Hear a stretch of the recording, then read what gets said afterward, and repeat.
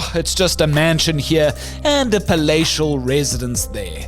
Deputy President Paul Mashatile is living the high life up and down South Africa, a fact that he's now declared to Parliament. All seemingly bankrolled by his son-in-law using questionable sources of funding. Under the declaration of interest that's published by Parliament, you can go on Parliament's website and download it. It's the very top one. It says 2025. Paul Mashatile's declaration starts somewhere around page 158. And point number 9, where he's talking about, wine and teacups and daggers that he got from the Russian Prime Minister as gifts and so on. And then point number 9, the subheading is ownership in land and property. And he declares 3 properties. A residential family home, Constantia in the Western Cape, 4,000 square meters. A residential family home in Waterfall, Midrand, Gauteng, 9,300 square meters. And then a residential home in Kelvin, 3,000 square meters. You won't want to miss this in-depth discussion on Mashatile's luxury lifestyle with specialist investigative journalist Kyle Cowan next. Later in the show, the Matlanga inquiry into alleged SAPS capture by criminals gets nearly 148 million rand to start its hearings. And finally, a local budget-friendly supermarket tries to box the competition. To know when the next episode drops, hit the like, follow, and subscribe buttons on our YouTube, Spotify, and Apple Podcast channels. Stay tuned until the end of the show to hear some of your voice notes from the previous edition, and if you'd like to engage us on this episode's topic, send us your thoughts and opinions to the official Lead WhatsApp line. That number, 072 562 3179. My name's Graham Robenheimer. Let's chat all this and more right here on The Lead on News 24. It must be super lekker to be the Deputy President of South Africa. During the week, hey, you can live it up in your waterfall mansion in Midrand. And on the weekends, you can cruise down to Slaapstad to lounge by the pool in your Constantia Palace. Why not? Because both these properties have now been formally and publicly declared by Deputy President Paul Mashatile to our very Parliament, vindicating, if you will, a long-standing media investigation led by News 24. It's the good life, good life, good life. Well, joining me now to colour in the lines with all the necessary details, our specialist investigative journalist, Kyle Cowan. He's live from our Johannesburg newsroom. We haven't chatted in a while. Kyle, how are you doing? Well, and you, Graham? Yeah, it's always a pleasure when you invite me on. Absolutely. Listen, I want to know how many bathrooms this Constantia Palace has. But before we get to that, I thought it would be very pertinent we start with your main findings in connection with this story, made first with the News 24 Mashatile Unmasked series. If you haven't read it, to our listeners on The Lead, please go back and try and find those articles. You can do so within Kyle's main piece today. There's some hyperlinks to that will take you back to those main sort of pieces of the investigation there. What did they reveal in connection with today's story back in early January 2024, Kyle? How does Mashatile's son-in-law Onqo Onqo factor into all of this? Back in January of 2024, we were obviously at that point still in the thick of investigating a whole lot of issues around Paul Mashatile, in particular, how his friends always seem to accumulate wealth and all of this. And we'd already revealed the existence of the Waterfall house, the 37 million rand house you mentioned in your introduction. So as part of that sort of investigative process, we just look at property records. We look at who's who, what companies they're directors of, who the co-directors are. You sort of map out a network, just to sort of understand it. And part of that is looking at property records. South Africans who come into money very suddenly tend to spend a lot of money on property. So it's one of our main ports of calls. We always sort of start looking at property purchases. And it gives you a very good idea of where people are living, who they are surrounding themselves with, sort of what their financial situation is. And this house in Constantia popped up, and it was, at the time when we first wrote about it in January of 2024, there wasn't a bond registered over the property. And I remember sort of asking Mr. Onqo, how did you fund the purchase of this house? Because you've just funded through your other company the purchase of the house in Midrand, in Waterfall. So how is this all coming about? And at the time he said to me, no, I'd secured a loan and the bond is in the process of being registered. Okay. A couple of months later, I figured out that the loan he had secured, quote unquote, was actually from another company of which he's also the sole director. So in effect, he funded the purchase of the property from one of his companies to the other, and then registered a bond over it for 28.9 million. So he bought that property cash. That's what it boils down to. You know, it's and the exact same sort of thing happened with the Waterfall House. The property is registered in the name of, or the lease on the property is registered in the name of one company, and another of Mr. Onqwelo's companies has the bond registered in its name over the 37 million rand house. Seems, it to my mind, these sort of transactions, you know, normally what you'd see a bond registered with the bank or a financial institution. I'm not, you know, I'm not a financial crimes expert. Right. But there's enough here for me to go, this seems strange to me. Yeah, it's a lot of money. Like you say, it's not necessarily going, you know, I would understand it if you were paying it off, you know, through a bond, like you say, which leads us to our next question, you know, following the money trail, so to speak. Where is Mr. Onqwelo getting this money? Because you've previously revealed in the Mashatile Unmasked series that he was getting funding from the Gauteng government. Is that right? Yeah, so we have to go back all the way to 2013. And there was a loan granted to one of Mr. Onqwelo's companies by the Gauteng Partnership Fund. Now, in the early 2000s, when Paul Mashatile was MEC for Housing, he established the Gauteng Partnership Fund as an entity to sort of, you know, they love using this jargon, a catalyst. You know, it was supposed to be a catalyst to draw investment in. I don't know what business books these, you know, the people who come up with these ideas read, but it's sort of that jargon that you hear all the time. So the Gauteng Partnership Fund was established. It was supposed to sort of get projects going and act as a sort of guarantor of kinds, a government guarantor to secure funding from private funding institutions to get these housing projects going, because Gauteng obviously has an enormous housing backlog. Couple of million people been waiting for housing for, you know, quite a long time. So it's like a public-private partnership. In an effect, yes. Like a liberal entity in that regard, right? Yeah, in effect, if you want, if we can distill it down to its most basic sort of thing. Mr. Onqwelo identified a property in an area called Highlands, and he was going to develop this first into first it was going to be low-cost housing. Later, it would become student accommodation. In any event, the GPF granted him a series of loans to undertake this development of the property. At the end of the day, you know, the total value of the loans granted was about 30 million rand. Now, that's not all cash that was paid out to Mr. Onqwelo. What happened is you would complete work, you'd file a requisition, you get paid out X amounts of money for that invoice or whatever. But the property development never happened. They ran into issues with the bedrock. There was, you know, the geological survey on the property hadn't been done properly, effectively making it very, very expensive and difficult to build any sort of building on this piece of property that Mr. Onqwelo's company bought. So that project was dead in the water.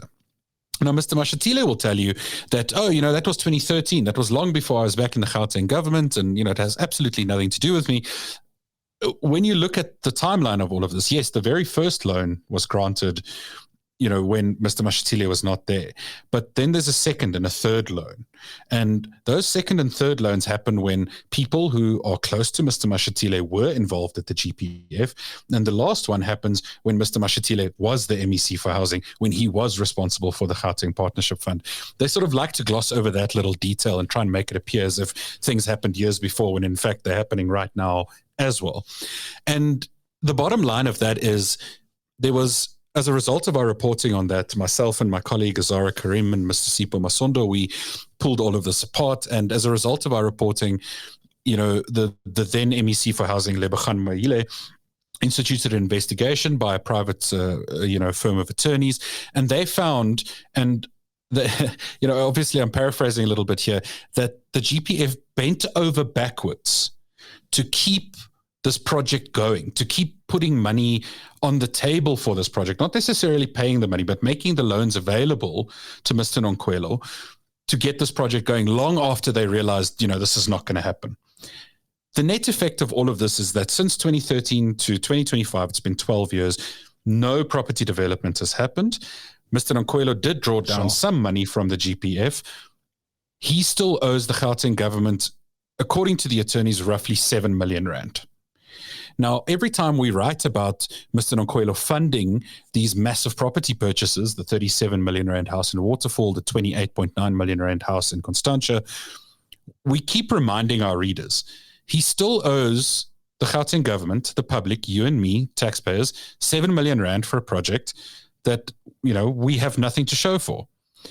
I've asked the GPF quite recently, every now and then I check in with them when they put their annual reports out or whatever. I said to them, hey, guys, have you gone to court yet? Have you done anything yet? Have you taken his car? Have you taken any sort of action to recover any of this money? Because that was key finding in that attorney's report. No action taken to find the money. They say they've got it in hand. The property in Highlands that hasn't been developed, still owned by Mr. Onqo's company. He's spending money, buying houses for his father-in-law, all sorts of things. So he's obviously got the cash. All it requires is for someone at the GPF to say, I don't really care that he's the son-in-law of the deputy president. I want this money back and I'm going to do it. But this is how influence works. This is how you get away with things. And that's the problem that Mr. Mashatile can't really explain away in all of this. 100%. And so beautifully put in summing that up and why it's so important for all of us as South Africans to understand. What did, and we're continuing with our timeline if we can, Kyle, what did Volcanium MD was the spokesperson, as I understand, for Mr. Mashatile at the time when News 24 had sort of lifted the lid on this particular Constantia property and saying, hey, this is linked to the son-in-law of the deputy president. What was the official response at that time, Kyle? Very simple. Vukani said to me, when Paul Mashatile, as deputy president, goes down to Cape Town, they have official residences. He has an official residence up in Brenterian Estate in Pretoria. When he goes down to Cape Town, there is the Grooteskuur Estate, which is in and around Rondebosch area. There's a house there called Highstead. It is the deputy president's official Cape Town residence, like Tynhuys is the president's official. And when he goes down, he uses that when he's working. He does not own any property in Cape Town, and this will not change. Direct quote, this will not change. Obviously, that has changed. And, we then also sort of, and this is quite important, we asked, okay, but why then, because later on he declares the Waterfall House as his, yes, to Parliament. And we say, okay, but why are you declaring the house when we know it's been given to you to use, but it doesn't actually belong to you. And at the time it was explained to us, no, because he has beneficial use of the property, that's why he declared it. It's starting to become a big gray area here, Kyle. It's becoming very convoluted here. Okay. We saw now that News 24's investigations was picking up a bit of steam, if you will. It was out in the public national discourse arena. And then we've sort of soon saw that a unit of the Hawks was now looking into how, the son-in-law's funds were being sourced essentially to pay for this swanky Constantia property, which we're going to talk about in the next short while. And it's now, as we've said in the introduction of this piece, been formally declared to Parliament by the Deputy President. And then the DA kind of, and correct me if I'm wrong here, Carl, basically used some of the main findings you and the rest of the News 24 investigations team had put out into the public ether, and then they were the ones as a political party that went to the Hawks and asked for them to sort of investigate everything here. Is that right? And what is the status? Well, the status of the investigation is relatively unknown. We don't know what the Hawks are exactly busy with. In March of 2024, I managed to obtain an email where there was a confirmation of an investigation, an inquiry docket being registered. I then approached the Hawks and I said to Brigadier Thandi Mbaba, the national spokesperson of the Hawks, I said, can you confirm that you guys are investigating this? Because this is quite big that the deputy president's son-in-law and the deputy president, for that matter, is under investigation. Because it's quite important for our readers, some of whom also might not have read all of the Mashatile and Mars stuff. I think we published like more than 20 stories over the course of 2 years. It's a lot. It's a lot to read. And so I'll sum up the very highlights for the listeners. Paul Mashatile has extremely wealthy friends, extremely wealthy family members. He himself on paper appears to live quite a modest life unless you start to dig a little bit deeper. And then you figure out that all of his friends and longtime business associates, especially guys who are part of what is called the Alex Mafia, a group of former activists from the Alexandra Township here in Johannesburg, who have, they've been ANC activists their whole lives. They fought for freedom during the struggle against apartheid, and now they're quite wealthy. They've as democracy has come in, they've gained quite a lot of wealth.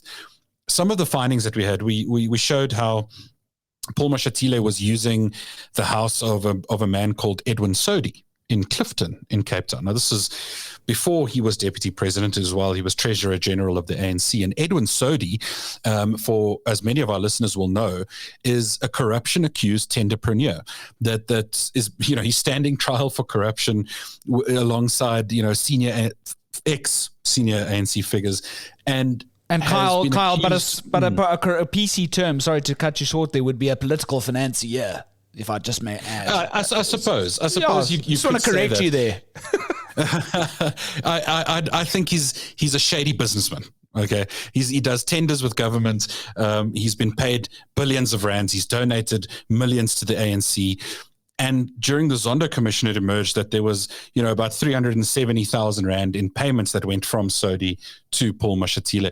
Obviously, we've been told there was more money changing hands, but we can't prove it. So we can't really get into all of that type of speculation. Mashatile did acknowledge, I had a friendship with this person. I'm allowed to have a friendship with people. Perfectly true.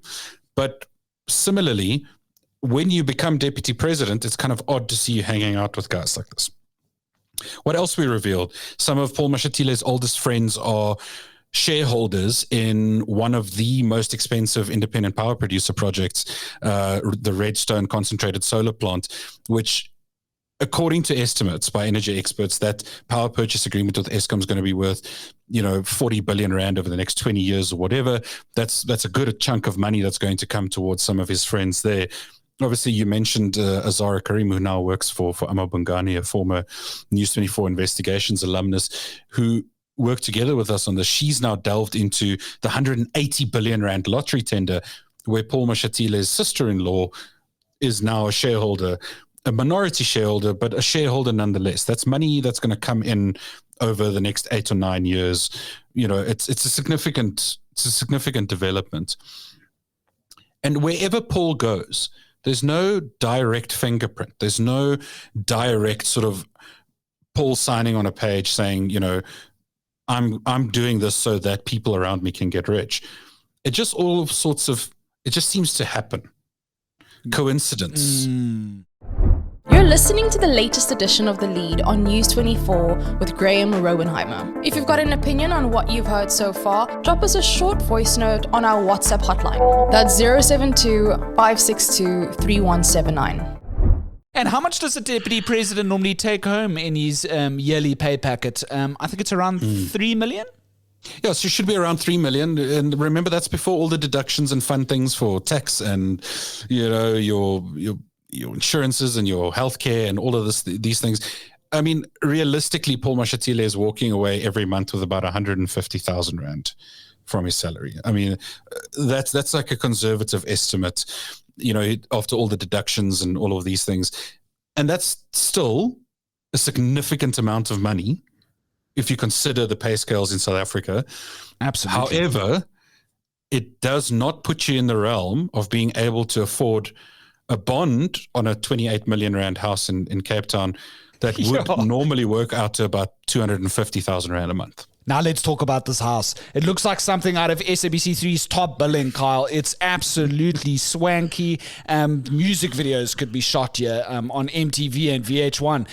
28.9 million rand. The deputy president's now come out. He said to his fellow parliamentarians, hey, well, I'm declaring, what is he saying? The beneficial use?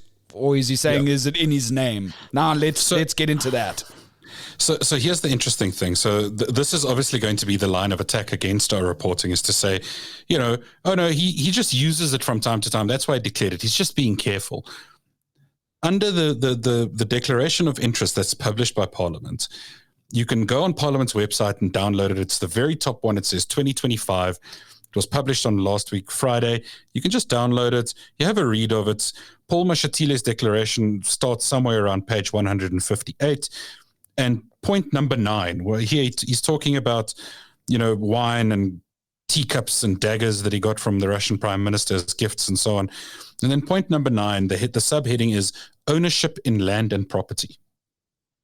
And he declares 3 properties: a residential family home, Constantia in the Western Cape, 4,000 square meters; a residential family home in Waterfall, Midrand, Gauteng, 9,300 square meters; and then a residential home in Kelvin, 3,000 square meters. Now, the Kelvin house is a well-known, this is Paul Mashatile's house. This is where he lived for many, many years in the early 2000s up to, up until he moved into the Waterfall house in March of 2023. The Constantia House has now been declared as his. He is saying to Parliament, this house is mine. Now, we know, and as we've discussed here, we know that technically, on paper, the house doesn't actually belong to him. It belongs to his son-in-law. If you want to get really legalese about it, a lawyer will tell you, well, no. Really, technically, the house doesn't even belong to his son-in-law. It belongs to his son-in-law's company, which is a separate juristic entity, What Paul Mashatile has done in this declaration is he's saying, these are my properties. This is my house. Because it does say, and I've just quickly went to that document quickly whilst you were chatting there, and I got to page, it's 158 for our listeners, that in Kyle's piece, there's a hyperlink to it. And you go to page 158 and there, or if you can just Control F for research search purposes. For Mashatile. And you can search for Mashatile. It'll take you to the second of that name search coming up on page 158. And then big black and bold under 9, as Kyle just said, it says ownership in land and property. I mean, that's not ambiguous. That is what it says on the tin. Yeah, it's pretty straightforward. Now, look, this is why when he did this with the Waterfall house last year and declared it as his own, this is why we wrote a story then. This is why we wrote a story about this time when he suddenly declares this Constantia house. Then I phoned Mr. Onqo yesterday. I said to him, listen, have you given the house to your father-in-law? Why is he declaring it? And he sort of says to me, oh, well, I can't really comment on a declaration that I haven't seen. But, you know who owns the house. It's all publicly available. You don't need me to tell you who owns the house. Okay. I said, okay, cool. So there's still this ambiguity, and the line of attack against the story is going to be Mashatile doesn't own the property. You guys know he doesn't own the property. He's just declaring it out of an abundance of caution because people know about the house and know that he sometimes stays there. Now, just click over to the next step. Even if Mr. Mashatile only sometimes stays there, that places an enormous security requirement on that house. He is, after all, the deputy president. There can be foreign bad actors who would want to plant listening devices or cameras or poison him. Heaven forbid that would ever have to happen. I don't think anyone is trying to kill Mr. Paul Mashatile, but those are the security risks that have to be looked at. That means that house has to be guarded. There has to be Presidential Protection Service people stationed there. That is a cost to the taxpayer, to you and I. Meanwhile, there is an official residence that is already guarded 24 hours that is available for his use. And this is a criticism we can point not only at Mr. Mashatile and this whole convoluted story about who owns the house and whose house is it anyway. The president also does this. The president also has a house in Frenay, a multi-million rand house, very expensive property. I often point to it when I go to Sea Point. Yeah. Oh, look, there's the president's house. And that's the problem with this.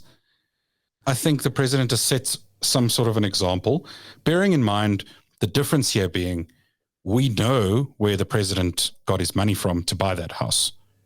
We don't know where the money comes from that paid for this house in Constantia that Paul Mashatile is using. And there is the rub, right?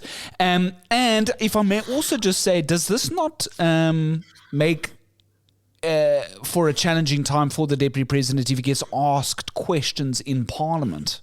Because then the ambiguity cannot be run away from. And if he's perhaps hypothetically accused of lying here in Parliament, that has ethical considerations that could also potentially be, be hot on his heels, right? Yeah, to my mind, it's more than just lying to Parliament.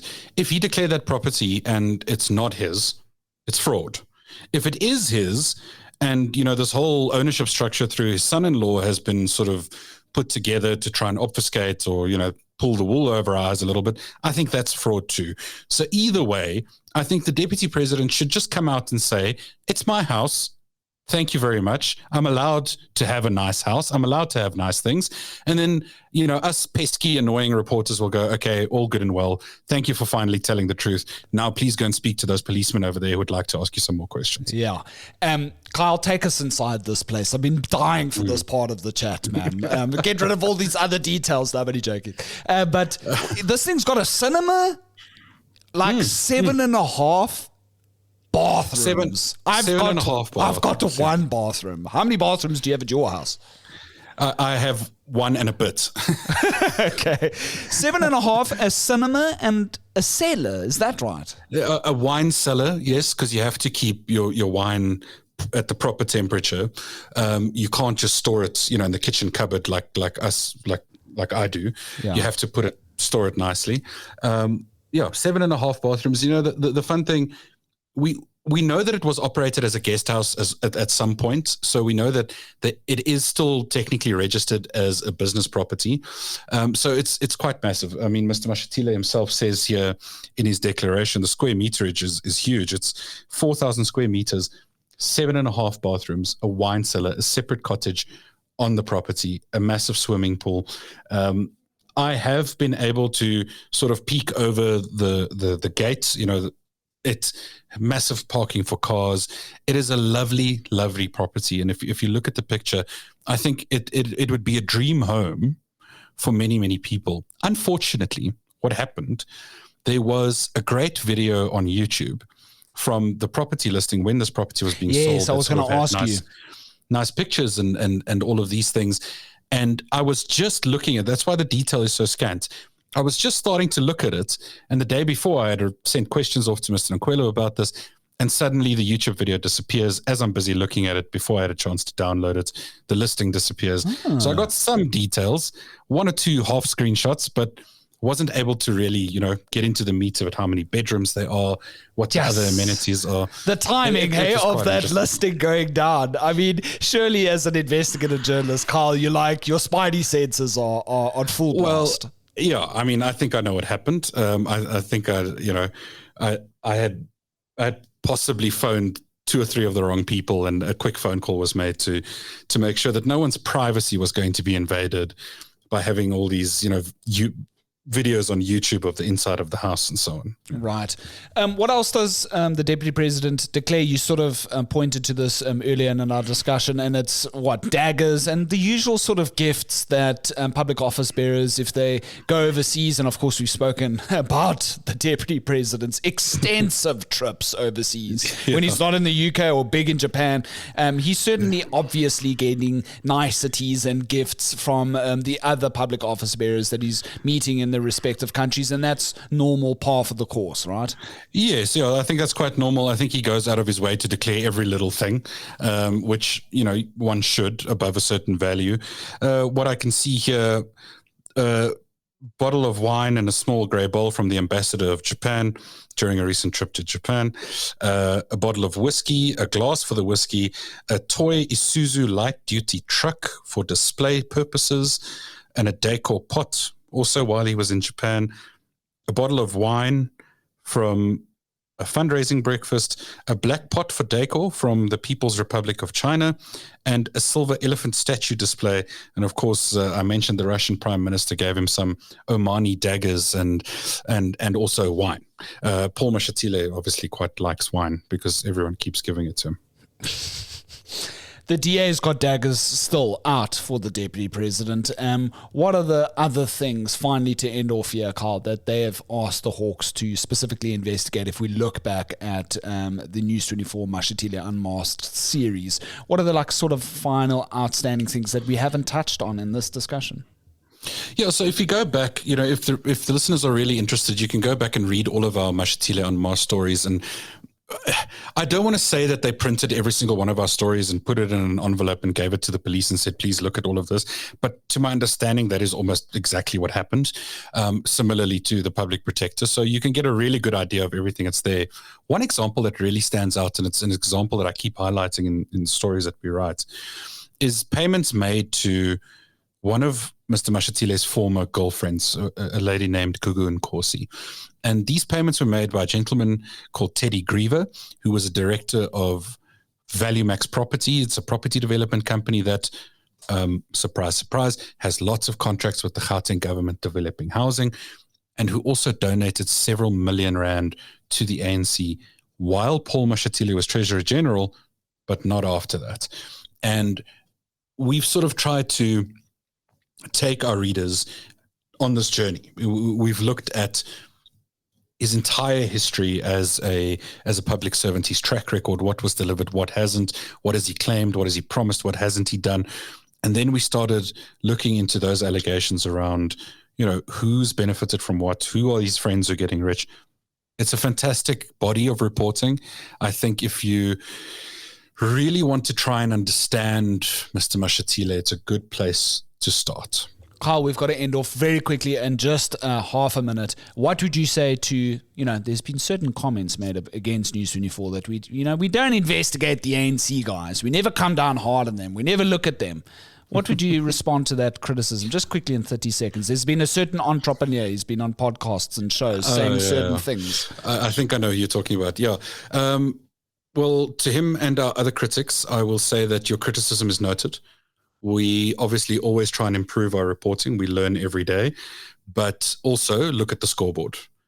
We are several light years ahead of anyone else in exposing this sort of thing, and we will continue to do that professionally without sort of fear or favor. I hate it when people say that, but it's true. And we will continue to do it as a service to our readers, not because of any other reason.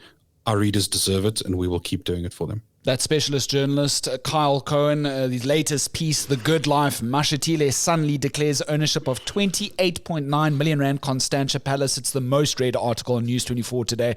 And Kyle is one of my most learned colleagues, and it's always fantastic having a discussion with you. Have a fantastic day, my brother. Thank you, Graham. Trending topic. Moving to our training topic now, and the Madlanga inquiry into the alleged criminal capture of the SA Police Service is now being allocated a budget of nearly 148 million rand. That's to kickstart its work over some 6 months. Retiring Acting Deputy Chief Justice Mbuyiseli Madlanga has revealed that the Commission's begun its preparations already, but has to find an actual building to hold public hearings. That's hopefully by August somewhere in Gauteng. Madlanga confirmed to reporters this week that his team of highly qualified legal minds are also ready in consultation with their first potential witness, the man who had made the initial claims that spurred the inquiry's very establishment, that's KwaZulu-Natal Police Commissioner Nhlanhla Mkhwanazi. This, though, does not mean that Mkhwanazi will give testimony first. Madlanga's also announced advocate Terry Matau, who probed the VBS bank scandal, as chief evidence leader. Meanwhile, the opposition Onqo Wesizwe party will be challenging the decision to appoint the commission in court on Wednesday. Madlanga had stated that he'd accept whatever the court's outcome may be. Buying a car? Let driving with J9 steer you right. The reason why I wanted you in today is because I want to talk about car sales. You were in that space for a few years as a salesman. News 24's motoring podcast, hosted by Janine van der Post, delivers sharp car advice, expert test drives. Nowadays, when somebody, for the most part, when somebody walks into a dealership, they know sometimes more about the car than the salesperson does because of the access to information. Yeah. The latest trends and motorsport interviews, all in one smooth ride. But I mean, these are basic questions that people really need to know. And I think at the end of the day, you just really need to do your homework. Catch Driving with J9 on News 24 or wherever you get your podcasts. And finally, And finally, in your business news, there's a supermarket kid that's been around the block for some time now that's showing impressive growth. Discount retailer Boxer, historically based in townships, is reporting promising recent store turnovers, with its share price climbing by nearly 4% just this week. Boxer's expanding with a projected 25 superstores and 35 liquor stores every year. With Pick n Pay as its parent company, the budget business has already unveiled 7 superstores and 10 liquor stores this year thus far. That's nearly 900 outlets in total. Analysts reckon that Boxer's achieved such great growth simply by expanding more, especially in areas where they're underrepresented. Boxer even has its own brand of low-cost hardware stores. I'd say expect one near you soon, especially in these tough, knockout economic times. From boxing the supermarket competition to a deputy president's palatial preferences, no one can say South Africa's boring. Let's have a listen to your voice notes now in connection with our previous edition. Is Northern KwaZulu-Natal becoming South Africa's new coal belt? We spoke to journalist Sakaseni Nxumalo, who had gone out to investigate Northern KwaZulu-Natal, specifically the town of Mbabane, where residents there are in unison saying that they've had enough of coal mining in that area. Residents have reported cracked walls due to incessant blasts, soot, noise, and poor service delivery that's come to characterize that area. It's all down to a local coal mine that's brought mixed fortunes for its people, called the Ekwezi coal mine. And now we've learned that through the entire Amajuba district, in fact, there's been some 60 mining rights applications just in recent years. Let's have a listen what you had to say on this particular topic. In fact, there is nothing wrong with the coal being distributed from anywhere in the country, as long as it is being distributed to its profitable destination. If it's distributed to a destination that is going to generate resources, that is fine. Let's allow all our harbors to generate resources. Thank you so much for your voice notes. I really do appreciate it.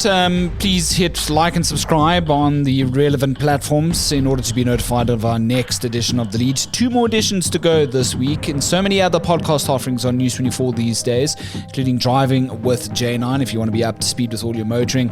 You may have heard the ad earlier in the show. Listen Up with Tim Cohen and Mark Barnes continues to go from strength to strength, just off the cuff, fantastic sort of news analysis and just having a good old chat with 2 chums. It's a really cool show, that. And of course our latest, which is veteran broadcaster Bruce Whitfield's Business Week. If there's really one important bit of business news that you need to remember from 1 year from now, Bruce Whitfield's Business Week is that show to get in tune with. It's so lekker to see all the broadcast offerings on News 24 these days. It's only going to go from strength to strength. In the meantime, it's been a fantastic show. This show continues to go from strength to strength. My name's Graham Robenheimer, and so long as there's news, we'll always have The Lead.